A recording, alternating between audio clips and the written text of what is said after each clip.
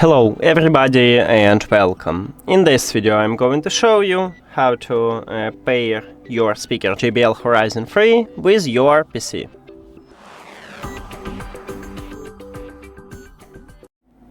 You have to start by press one time the Windows button on your keyboard and then write Bluetooth. If you see Bluetooth on other devices, press on it or click Enter. Now at the right top we have a device and you need to press this button. In this window select Bluetooth, and now we need to firstly connect the speaker to the power. So at the bottom we have charging port and you need to use charging cable what you receive in the package. Just connect it to this port and we just turn on the speaker.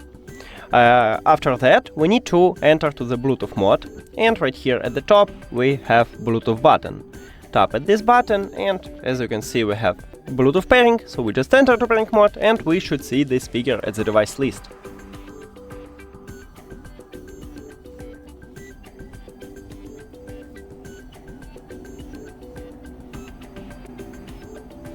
Right here we have it, press on it and then click Done.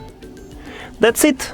Thank you for watching this video. If you found it helpful, please consider subscribing to the channel and leave the like on the video. See you later!